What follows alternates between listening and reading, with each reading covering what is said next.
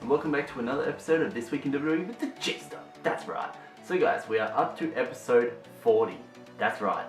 40 weeks in a row of This Week in WWE with TheJaseDawg. That's right guys. How awesome is that?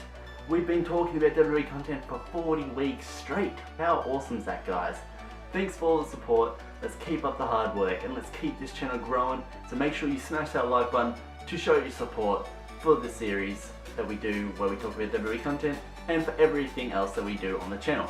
So guys, Dog Squad, we're probably the best squad on YouTube. So smash that like button, guys. If you haven't seen what happened this week in WWE, make sure you head on over to the WWE Network right now, guys, and check it out. Started with Raw, and we had Seth Rollins steal Chris Jericho's list of Jericho, and then he ended up putting it in the locker room where someone else took it, and Jericho refused to be a part of the triple threat match, which was in the main event of Raw, which was Seth versus Owens versus Jericho, and he refused to even be a part of that match until he got the list of Jericho back. At New Day versus Cesaro and Sheamus. Now, this was a non-title match, kind of like building up a little bit of hype for the match at Hell in a Cell this weekend, so they ended up having a pretty good match. However, at the end, Cesaro and Sheamus actually pulled together as a team and got the win. Had Dana Brooke versus Bayley in a arm wrestling match. It was meant to be a match, but it turned into an arm wrestling match.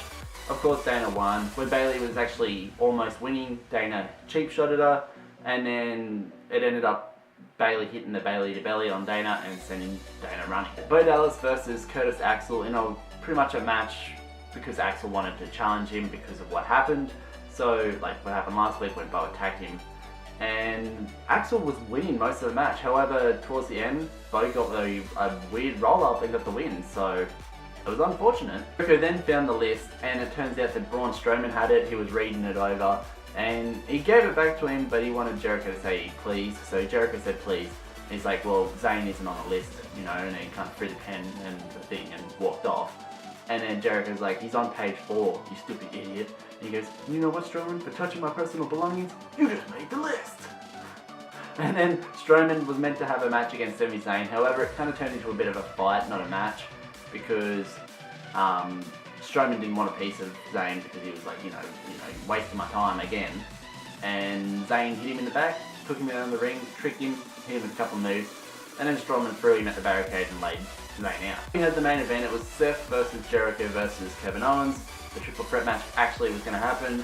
It was pretty much a 2-on-1 match throughout the whole match, and then Seth ended up getting a mad type of powerbomb thing off the second rope onto both Owens and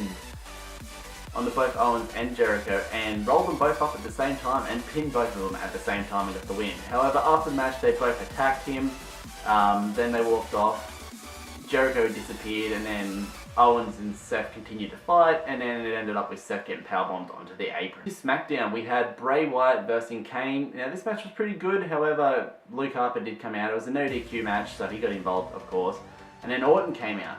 And then Orton, out of nowhere, decided to hit an RKO on Kane and cost Kane the match, and then I guess, you know, Bray got the win, and then speculation's going around that Orton's joining the Wyatt family. Becky Lynch made her return, and she pretty much was saying, you know, she's back. Bliss interrupted, and they were having a bit of, you know, back and forth wording, and then Bliss tried to attack her, Becky laid her out, and then pretty much Bliss ended up laying out Becky and then spray painting a yellow stripe down Becky's back, which kind of symbols that she's a coward, I guess, for not facing her at No Mercy. We had Nikki Bella versus Natalya. Nikki ended up winning by submission, and I think she's going to be the captain of the women's Survivor team for SmackDown, for Survivor Series.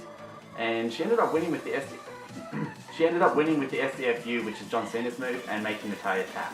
And then she got attacked after the match by Carmella. Heath and Rhino defended their championships against the Spirit Squad, Kenny and Mikey, and of course Kenny and Mikey lost the match.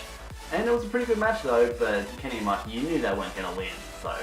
We had Dean Ambrose versus AJ Styles. If Dean was to win, he would get a shot for the WWE Championship, and James Ellsworth was at ringside, kind of in Dean's corner, and he wanted to kind of support him. So the match was going pretty well. They were going back and forth a lot, and you know, AJ kept taking cheap shots on James Ellsworth, and towards the end, James Ellsworth must have not known that the ref was still looking. He must have thought that the ref was distracted with Dean.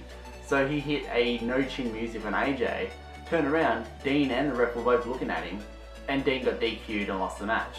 So I understand that James was only trying to help, but he kind of screwed over Dean, and it's not really his fault. He shouldn't really be punished for it because he was only trying to help, but, you know, it backfired, of course. So, you know, does that mean that Dean is still going to be number one contender eventually, or get another shot? I don't know.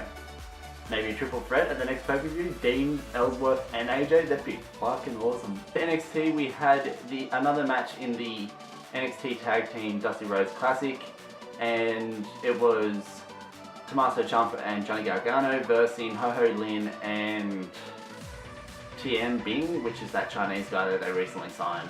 And of course, you know, hashtag DIY, which is Ciampa and Gargano, ended up winning the match, and they move on to face the Revival in the next round. Aaliyah versus Billie Kay in a one-on-one match. Of course, Peyton Royce was at ringside.